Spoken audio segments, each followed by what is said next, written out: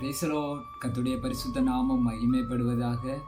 இன்றைக்கு வேதாகமத்தில் பிலிப்பியர் 4வது அதிகாரம் 6வது வசனம் இப்படி சொல்லப்பட்டிருக்கிறது.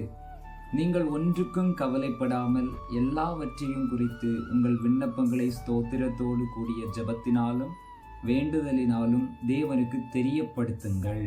ஆமென். தேவனுடைய பரிசுத்த நாமத்துக்கு மகிமை உண்டாவதாக. எனக்கு அன்பான தேவனுடைய பிள்ளைகளே, இன்றைக்கு வேதத்திலே நாம பார்க்கிறோம், நீங்கள் ஒன்றுக்கும் கவலைப்படாமல் அப்படி என்று முதல்ல சொல்லப்பட்டிருக்கிறது. இரண்டாவது, எல்லாவற்றையும் குறித்து உங்கள் விண்ணப்பங்களையும் ஸ்தோத்திரத்தோடு கூடிய ஜெபத்தினாலும் வேண்டுதலினாலும் தேவனுக்கு தெரியப்படுத்துங்கள்.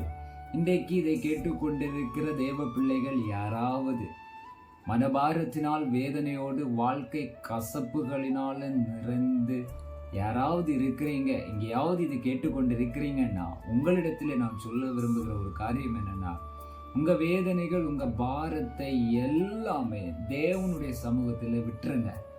நீங்க அதை சுமக்காதீங்க.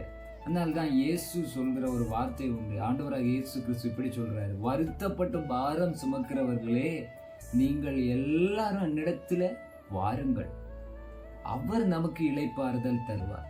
இப்போவும் கஷ்டங்கள் பாரங்களை நீங்க சொந்தமா சுமந்துட்டு இருக்கீங்களா?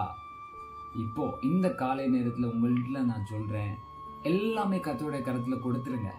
அதனால்தான் வேதம் என்ன சொல்றதுன்னு பாருங்க, எல்லா விண்ணப்பங்களையும் ஸ்தோத்திரத்தோடு கூடிய ஜெபத்தினாலும் வேண்டுதலிலும் தேவனுக்கு தெரியப்படுத்துங்க. எல்லாத்தையும் தேவனுக்கு தெரியப்படுத்துங்க. அவர் பார்த்து பாருங்க. அவரிடத்துல சொல்லிட்டு ஸ்தோத்திர பலிகளோடு உங்க விண்ணப்பங்களை எல்லாம் ஜெபத்தினால அவரிடத்துல தெரியப்படுத்துங்க. அதுக்கப்புறம் அவரு பார்த்துப்பாரு. நீங்க டென்ஷன் ஆகாதீங்க, கஷ்டப்படாதீங்க.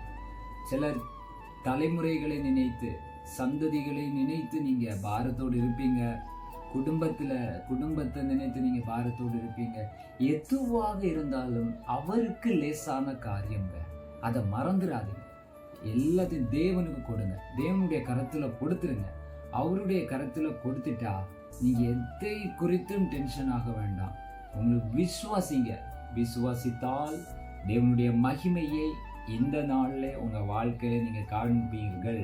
ஒரு ஆமென் சொல்லுங்க. கர்த்தர் உங்களை ஆசீர்வதிப்பார். உங்க பாரத்தை எல்லாம் அவரிடத்துல கொடுங்க. கர்த்தர் பார்த்து கொள்வார். கர்த்தர் தாமே உங்களை ஆசீர்வதிப்பாராக. ஆமென், ஆமென்.